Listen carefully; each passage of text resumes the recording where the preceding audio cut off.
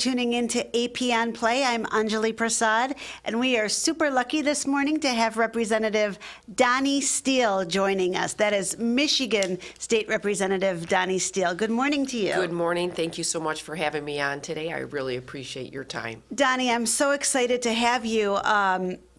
Primarily because I'm very limited in my knowledge of Michigan state government. So I want to get to that in a few minutes, but let us start by hearing a little bit about your background. Well, thank you. So, and most people don't know about how the government at the state level is broken down. So it's always good to have these interviews, and maybe the public can be more informed about how it works. But of course, my name is Donni Steele. I am a freshman as a state legislator for the Michigan House of Representatives. I've been there a year and 10 months, and I am running for re-election, and the election is in November. It's a 2-year cycle, and so we already had the primary, and then I'll be on the general election with the presidents on the same ballot. So I am a lifelong resident of Orion Township, which actually is part of the district in Bloomfield Township, and I actually went to Lake Orion High School. And I married somebody I met in high school in Oxford, which is our neighboring town. I've been married 33 years. I have 2 boys. One just graduated with his master's degree and is in New York City. I hate when they leave the state. I do too. And the other one is at Northern Michigan, and he is going to go into his junior year.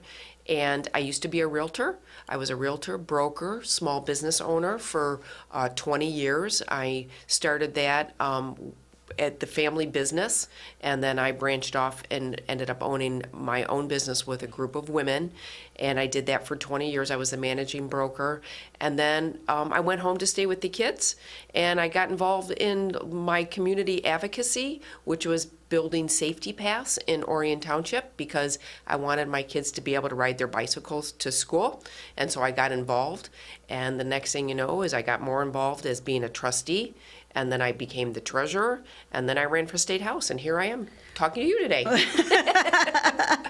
So your election for state house representative was 2022, I guess? Yes. Yes, okay. Yes. And it's a 2-year term. Yes. And let's start by explaining what your district is, because I looked at a map, and I think we might have a map to throw up there. It's a really disjointed, isn't it?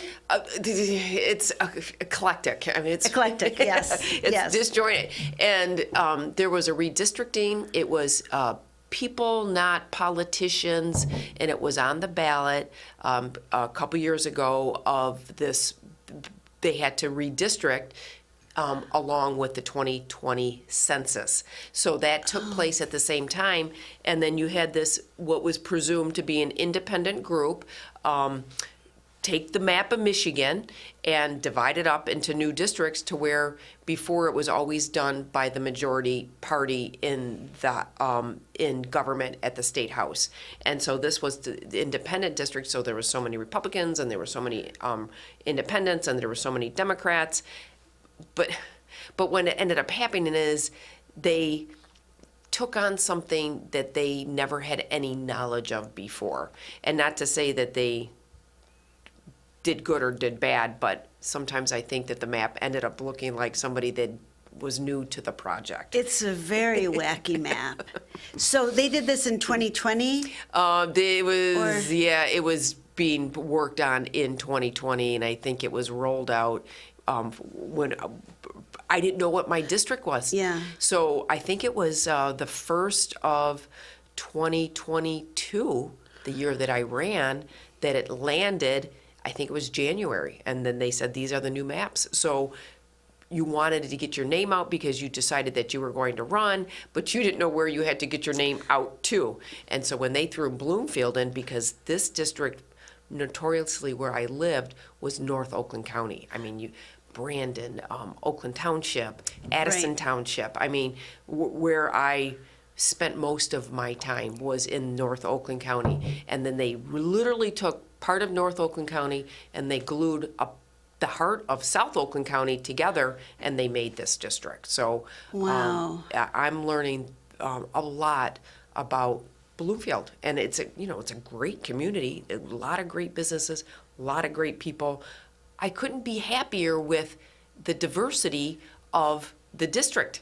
So it's like it pulled me out of my North Oakland County and put me into an environment that has, I think, made me a better state representative, because I am learning and getting to know as many people as I can to bring it to Lansing, to have the voice in Lansing of the people here.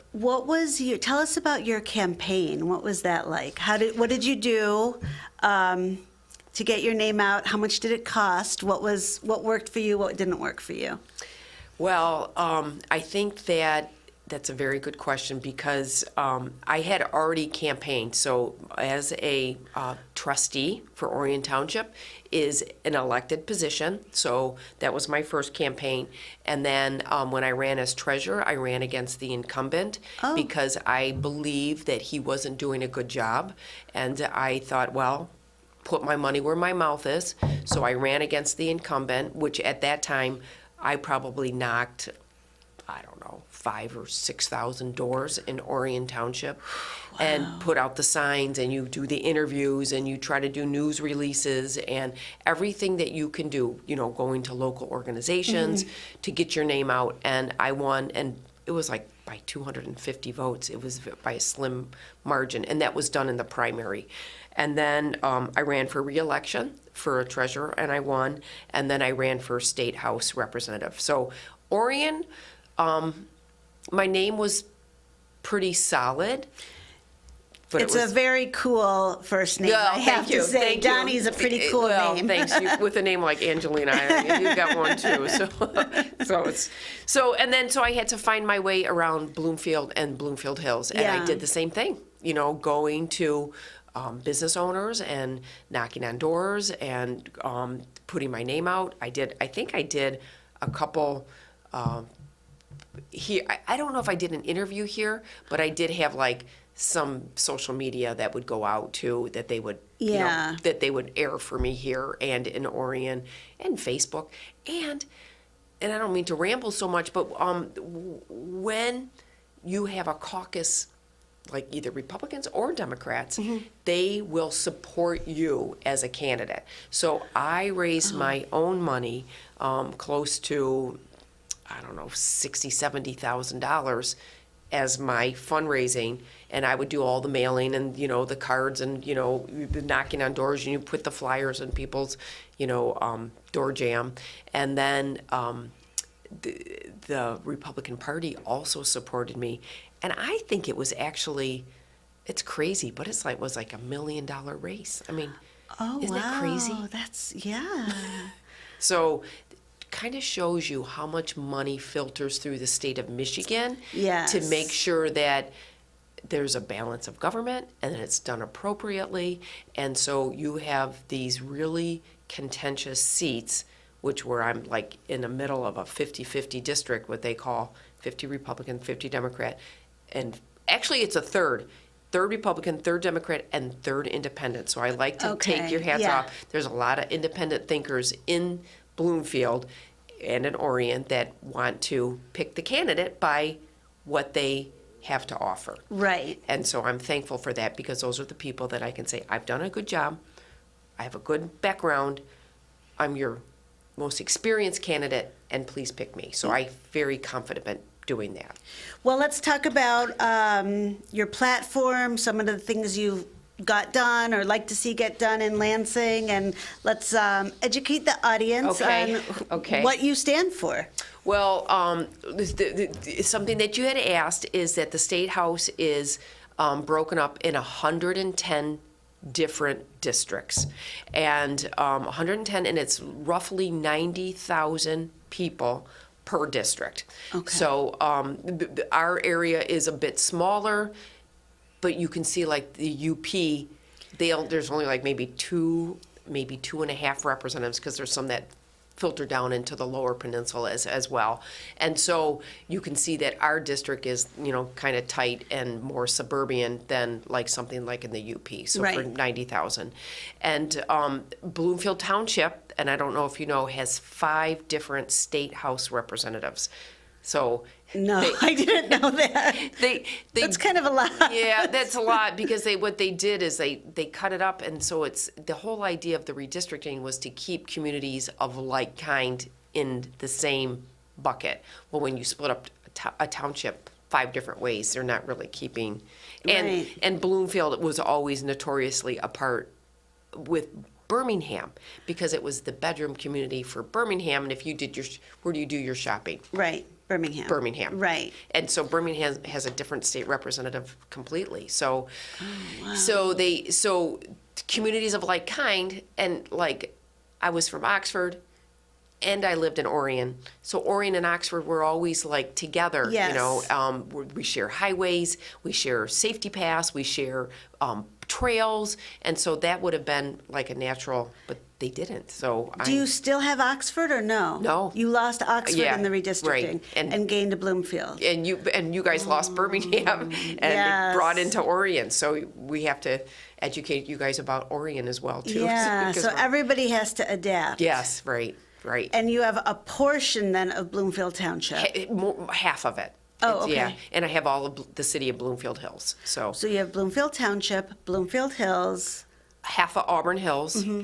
and a little bit of Oakland Township. Oakland Township was divided in 3, and then I have all of Orion Township. So at least they Okay. kept Orion in one Yes. box. So that was Yes. nice. So I'm one of 110. Okay. We had 2 years ago, the House lost majority for the first time in decades, and lost majority meaning that the Democrats have the majority, and when you have the majority, you have the gavel, which is the Speaker of the House, which is Joe Tate, Representative Joe Tate, and then they have the gavel in all the different committees. So like the Appropriations Committee, the Transportation Committee, the subcommittees, the leader of the committee is a Democrat. Okay. I'm in the minority. Yes. And the way that the House is right now, we are at 56, 54. 54 Republicans, 56 Democrats. That's close. So close. Wow. So that could easily flop in November. Absolutely. Yeah. And then okay. so the Senate is 18-20, but they're on a 4-year term, so there is no swapping in this because State House is every 2 years.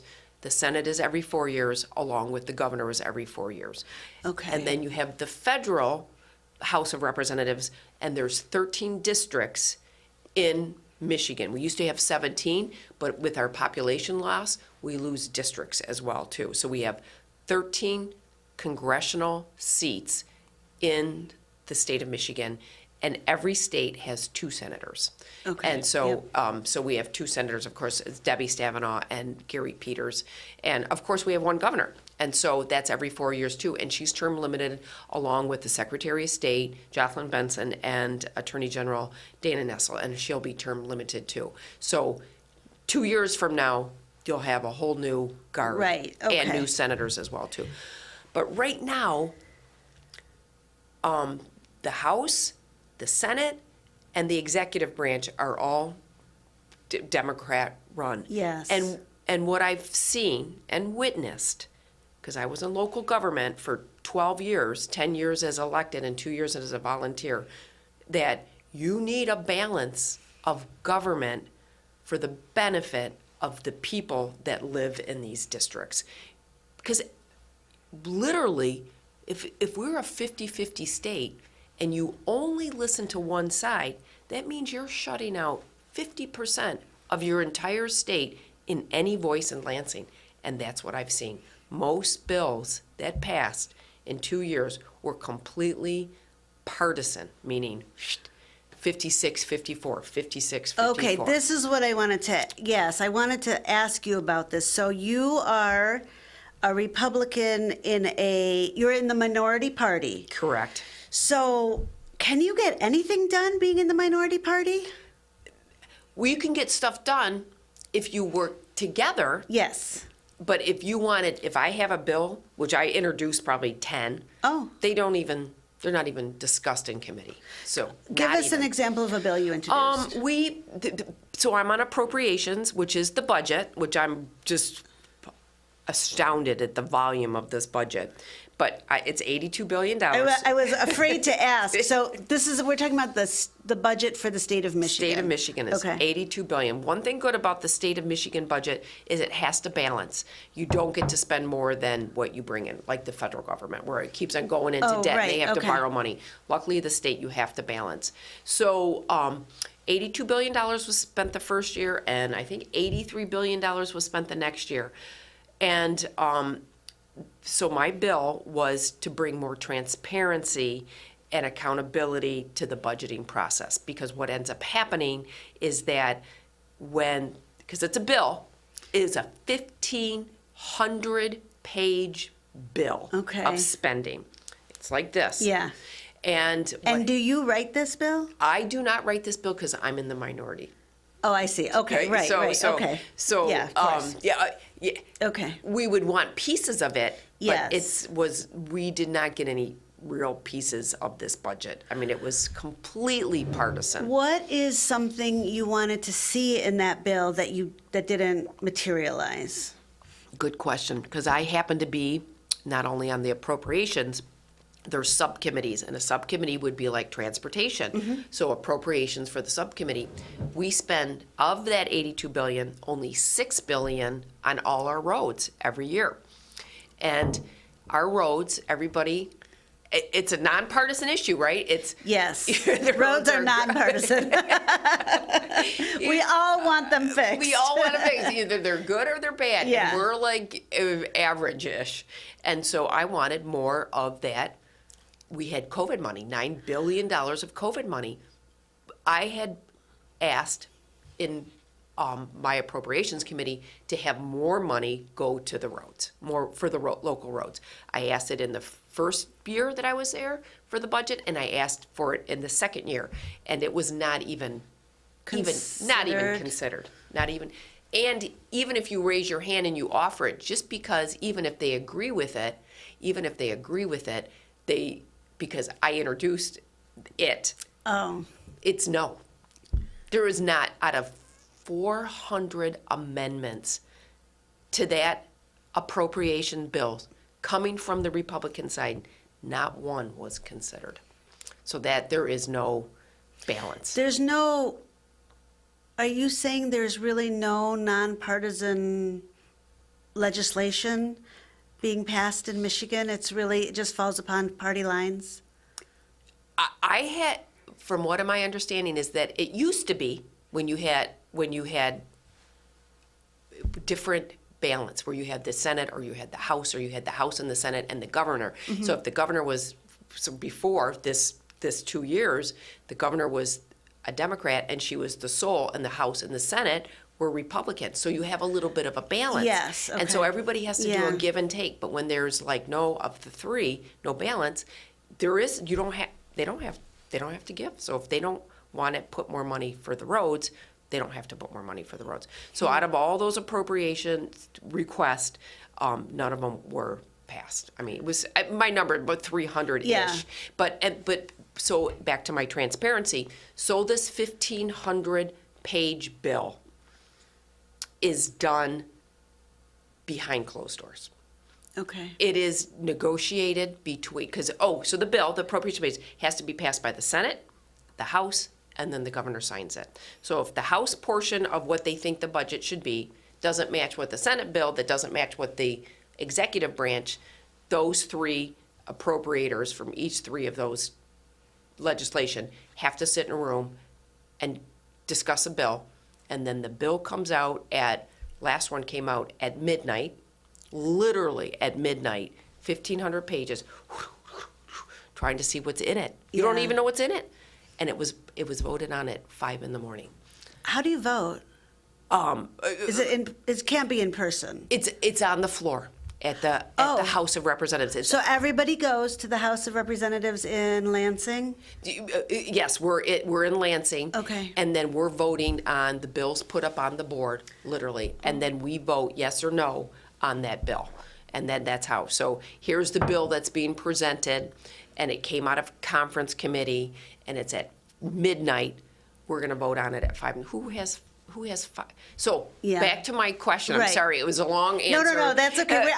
We're trying to get some insight into how the state government runs, so this is valuable. I have a question. Because you said that vote was at 5 in the morning. Yes. So can I assume that all the state representatives in Michigan show up for Yes. every vote? Most often, unless Okay. usually there's some kind of Unless emergency. there's some, okay. But that one, they were there. Okay. And so they voted on that bill. So my whole bill was that they can't do that. You can't, that you I have to see. have that bill on the table for like 7 days. Right. And then so the public can see it because it's public money and it's supposed to be done in the open and at these open meetings. That's why you have a chamber where, you have all the, I don't know if you've been to the House, I but, haven't. but they have a chamber where people can sit and watch what's going on, be open to the public. But if you don't even know the bill's going on the board, Yes. it's 5 in the morning and you'd only had 4 hours to read it, the public is unaware of what's in that bill. And that's a disservice. And so my bill was to bring that it has to sit out there for 7 days before it can be voted on. But again, my bill, which I think is great because I all about transparency, was not even looked at in committee. It's not even looked at. What are some other committees out there that Oh. that the audience should know about, or that you actually are part of? Well, I'm a part of capital outlay, which offers money to like universities. That's one of the appropriations. Oh, okay.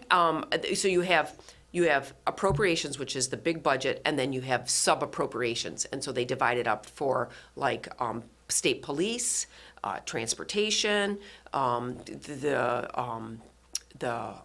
justice system, and they come up with different budgets in these subcommittees. DHHS, Department of Health and Human Services, and then you have the Education Department, and those are all subcommittees for the appropriations, and then you have policy of the same committees. So I'm also on the DHHS, which is the Health and Human Services Subcommittee budgeting. So that Is that, huge. what does that include? Medicaid, Okay, Medicaid, okay. welfare, food stamps, that type of Okay, thing. And so right. that budget is $37 billion for the state health of Michigan. And Is that high or low compared to other states? I Do we think it's know? very high. Okay. Yeah, and I think that what the issue is, people don't have a problem paying for it if they get good service. You'll pay, if somebody dry cleans your clothes and Yes. you come in a little bag and everything is nice and clean and they charge you a reasonable price, you're good. But if they charge you an exorbitant price and your shirts come all wrinkled and they burn them, you're like, this is terrible for what I paid. Right. That's how I feel the service that we're giving for our health and human services at the state of Michigan. You're talking about the service that Medicaid provides. Oh, but the Or whole the whole department, okay. yeah. So like, if you need, because it's hard to forge around in it. So if you don't know where you're looking, Yes. you are swamped with bureaucracy. And instead of saying, I have this need, how do I plug into the system? You have to say, I have this need, and how do I plug into the system? The problem with bureaucracy generally, right? Yes. Not just the state, but the feds too. Yes, yes. It's hard to navigate. Yes.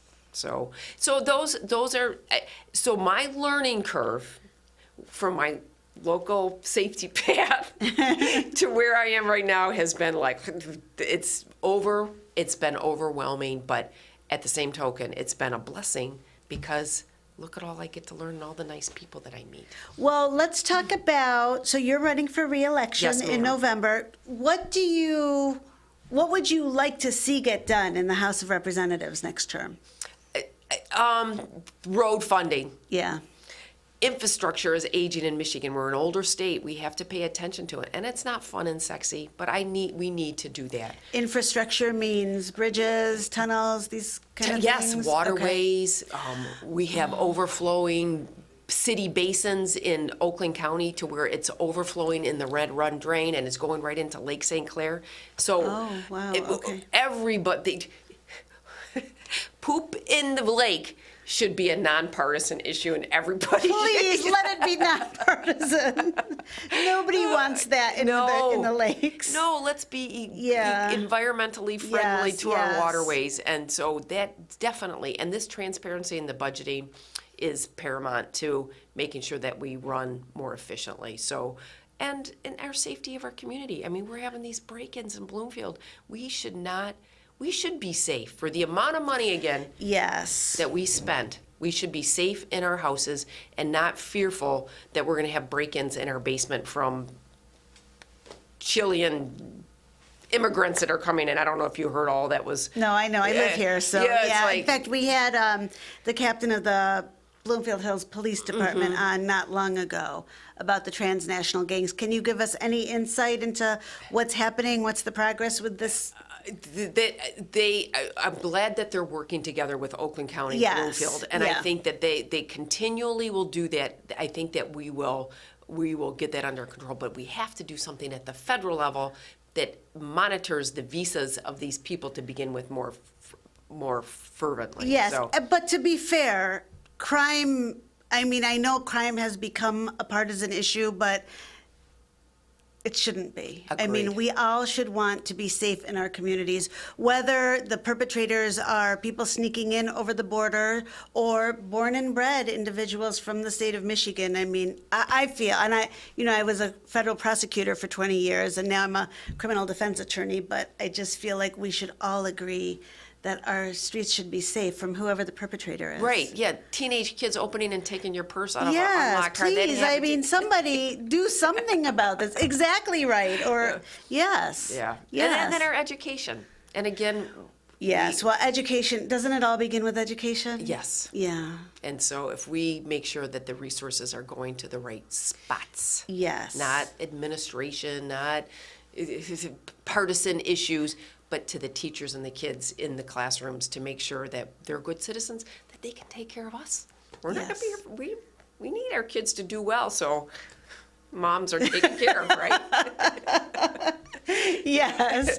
Well, Donni, you have obviously a very strong public service background, and I'm happy to make your acquaintance. I'm happy that you came to the show. We want to know who our state reps are, and we'll be looking for you on the ballot in November. And I Thank you. hope, we've educated the audience, and they'll make their informed decision. But a very intelligent woman in public office, I'm always happy to host. Thank you. So Thank please you. come back. Thank you. Nice Nice to meet you. Yeah, Thank nice, you. nice. And viewers, thank you for tuning in to AP on Play this morning.